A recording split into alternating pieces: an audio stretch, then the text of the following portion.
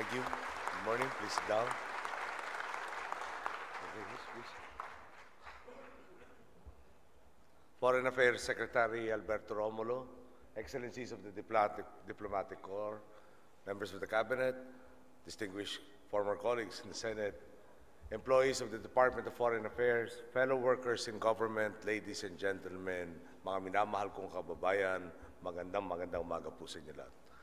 It is good to be here with you to commemorate ASEAN Day. I would like to use this occasion as an opportunity to address to you on my administration's policies and objectives concerning our region and the role the Philippines intends to play in it during my administration. As I have said in my inaugural address, the Philippines under my administration will fulfill its international commitments without undermining and forsaking its national interests. A Philippines that is an exemplar as well as an exponent of the rule of law, including international law, is a country attractive to investments. A Philippines that harmonizes its national interests with its international responsibilities is a nation that can earn and maintain its dignity and self-respect, whether on a bilateral or a multilateral level. We can achieve this by making sure that our country is a predictable and consistent place for investment. The security and well-being of Filipinos throughout the world will be best protected if our country enjoys international amity. That amity will be fostered by our ability to honor contracts and give due protection to investors. In my administration, we will be more conscious of our commitment to fostering improved ties with our ASEAN neighbors. We will be a good neighbor, a productive partner, and a consensus builder as we work towards our common goals. We in the ASEAN have reached a point of transition. The founding generations of our respective governments, the leaders of our respective struggles for self-determination and independence from colonialism established our countries as modern nation-states. They also laid down the foundations for ASEAN as a regional organization, the dream of a Malay Federation for one, in which Filipinos, Malaysians, and Indonesians could rediscover our historic ties of friendship and commerce, dates back to the era of my own grandfather. With our passing from the political stage, the second generation of leaders of our respective nations entered the scene.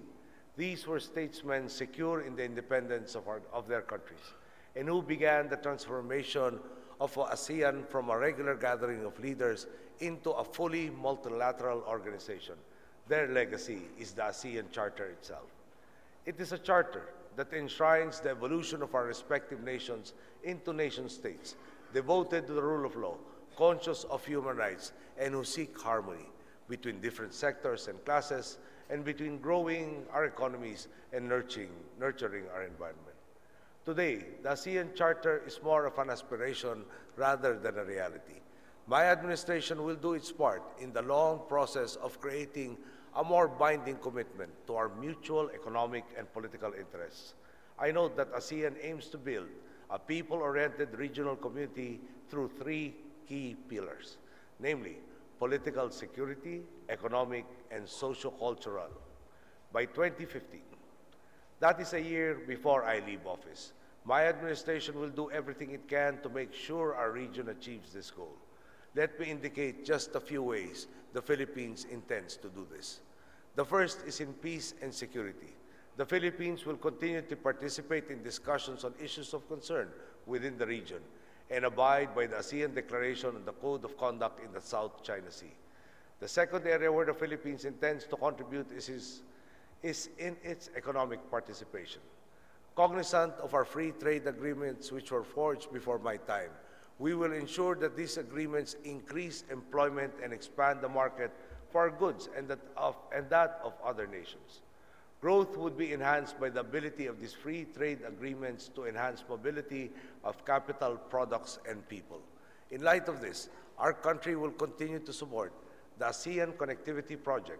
This hopes to create an ASEAN Connectivity Master Plan that consists of sectoral body plans in transport, infrastructure, information, and communications technology, energy, power grids, and tourism.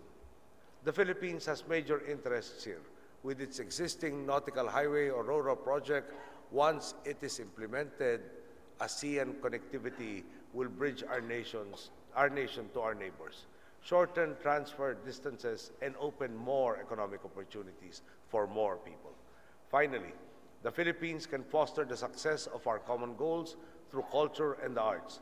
The greatest antidote to war, the most effective instrument of peace and mutual understanding is cultural exposure and cooperation. A new generation of increasingly prosperous citizens in our respective nations are interested in getting to know their neighbors. With this curiosity comes a greater understanding amongst our peoples over the long term that would strengthen cooperation on several fronts: political, economic, and social. In turn, ASEAN's improved integration will reinforce its capacity to deal with the rest of the world. Already, our cooperation has borne fruit. We have merged as a bloc to enter into agreements with Japan, China, and Korea under the ASEAN Plus 3 and other frameworks. Today's commemoration, then, is a demonstration of our commitment to ASEAN success. The translation of the Charter into Filipino is a necessary step in growing our citizenry's awareness of their identity as members of a region. I am tasking the Chair of the Commission on Higher Education and the Secretary of Education to see to it that this charter is disseminated in our schools. In the coming months, I look forward to meeting many of my regional counterparts. The Philippines looks with confidence to a regional celebration of our collective success in 2015. That will surely be a historic year, the year of fulfillment, the year of a truly people-centered ASEAN community. There is much work to do.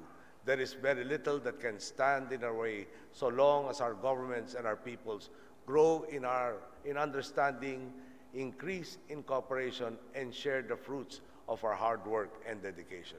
The future is bright for our part of the world. Mabuhay ang ASEAN. Magandang umaga po.